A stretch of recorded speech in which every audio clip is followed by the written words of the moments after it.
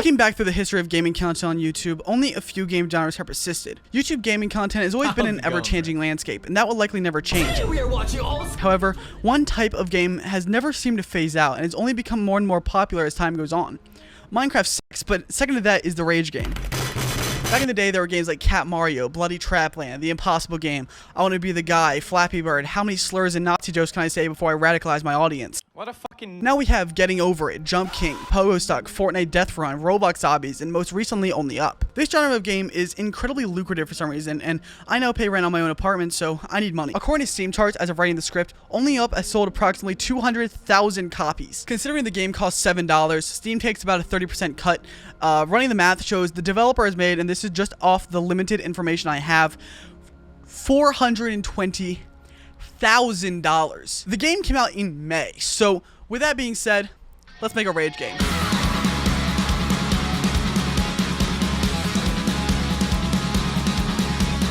So before we jump into development, there are a few things we need to discuss. Firstly, what classifies a rage game? Well, rage game is a pretty broad label, so I'm going to narrow it down to a different term. Fodian game. Coined by players at Bennett Foddy's two most popular games, Getting Over It and QWOP, Fodian games feature a lack of checkpoints, a looming threat of losing progress, and unforgiving mechanics. Games that have been classified as Fodian games include Pogo Stuck, Jump King, and of course Only Up. Now that we know what a Fodian game entails, we need a gimmick, or something to differentiate ourselves from the other Fodian games out there. Whether it's the movement or the environment, we need something unique to our game. Recently I picked up a game called Beton Brutal, which is basically just Minecraft parkour in a brutalist environment, and I thought it was cool, so I'm stealing it. I'm going to change some things to make it not a complete ripoff, but you'll see that in a bit. Lastly, we need a game engine. Thankfully, I'm adequate in both of the major game engines, so whatever I pick should do the trick. For this project, I chose Unreal Engine for that amateur. I downloaded Unreal Engine because of Fortnite and watched half of a free Code Camp video and made a Call of Duty Bitcoin miner look. Now that we have a basic understanding of the game we're making, it's time to make the project, but now we need to name it. We need something clever, funny, or relevant. Let's do, scale the cave. You know what? Fuck it. We'll just do this later. Rage game. Now, I'm too lazy to set up a character controller on my own, so I started with the first-person project template to get going quicker. The first thing I knew I wanted in this game was a mantle system. I thought being able to climb ledges and stop yourself from falling would be a cool system in a game like this. I got to work using this tutorial by Reed's channel, who, other than Matt Asplund, has become my go-to channel for anything related to blueprints and Unreal Engine. I'm gonna be straight up with you guys.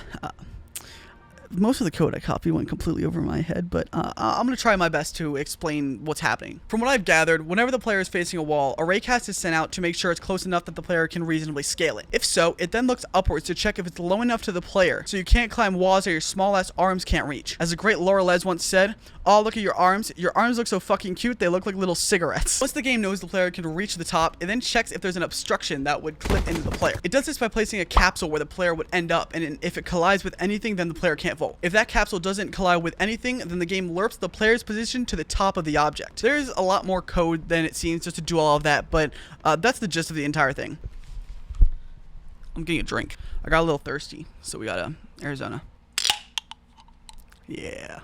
Stay hydrated. Now that I had one of the main mechanics figured out, more on the others later, I decided I should get out of the default playground Unreal Engine gave me. With Fodian games, the bulk of it is usually in one sprawling map, so that if you mess up and fall, you lose progress. Remember how I said I was going to rip off Beton Brutal earlier?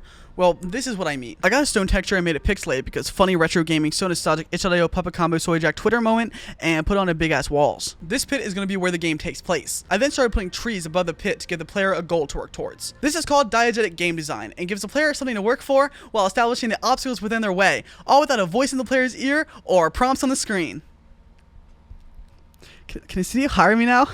I hate in game development. Speaking of level design, can I just talk about how fucking annoying lighting is? When I put the trees above the pit, I wanted these god rays to come through the trees to make it very cinematic, but instead I have these annoying shadows coming down the walls, which looked awful. I'm gonna spend a good 30 minutes just tweaking lighting over and over and over again just to get a decent result. Once I finally got rid of the shadows, the god rays were gone, so I decided just to cut my losses and move on. While I was working on the lighting, I also got started on the actual obstacles and platforms. For now, the game's platforming will just be jumping onto blocks and avoiding falling. I'm banking on the the repetition being the challenge rather than introducing more and more and more obstacles as the game goes on. Obviously, there will be somewhat different obstacles introduced, but it will be more of the same. I put the same stone texture onto the platforms, but made them brighter to stand out better. I also put little lamps above the platforms to indicate to the player where the platforms are and where to go next. These lamps also provide a bit of ambiance to the environment to make it less boring. After adding some platforms, I got to work on the next mechanic of the game. Technically, it's an extension of an already existing mechanic, but I have to stretch this video as much as I can, so unlucky, I guess. In any platformer game, whenever you jump, it checks whether you are on the ground and able to actually jump. This works, obviously, but in faster paced platformers, you run into an issue where if the player jumps just a little too late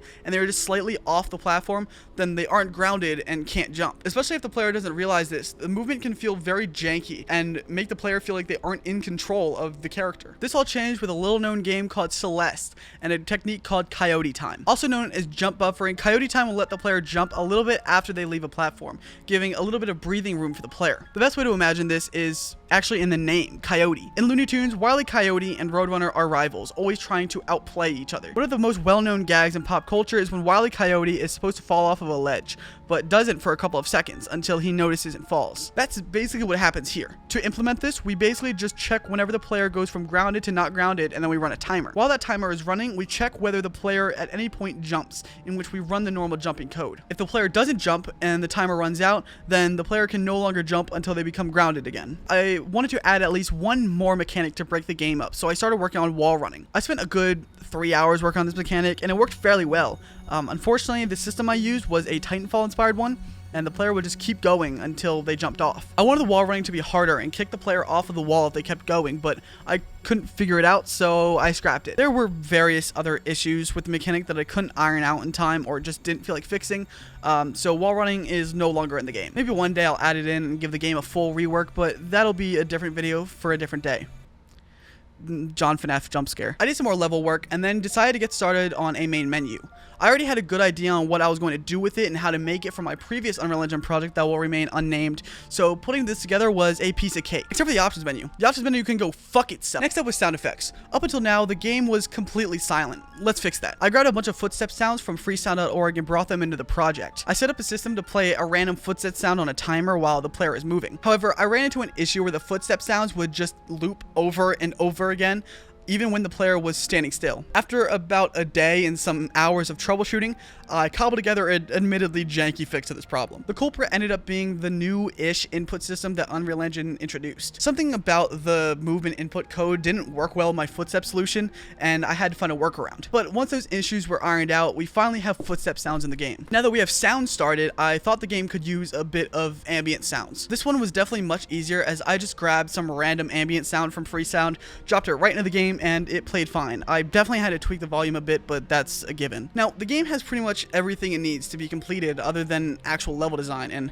that is where I am currently at. I know, releasing a video before the game is done has notoriously worked out for me, but this time I swear I will finish it. To force myself to work on this game and get it out, I have done something that I have never done before. As of right now, if you go into the description of this video, there will be a Steam link where you can go wishlist the game. Despite what I said in the beginning, I do not want to make money off of this game, so I will be making it free on launch. I absolutely do not think this game is going to be worth any price tag, and I don't think I can justify charging for a game at my current skill level. Wishlisting just helps me get a good grasp on if people are actually interested in this game and want it to release, which will push me to actually finish it, as well as the $100 I spent to get the Steam store page up that I will never get back. It probably won't be very good, but it will be released. I appreciate the support on the latest videos. I'm trying to get them out as quickly as possible, but it's hard to make quality videos that aren't repetitive, and I'm still not very good at it. With that, thank you for watching, and have a great rest of your day. Alright. My friends are coming over, so I'm gonna go quickly edit this video.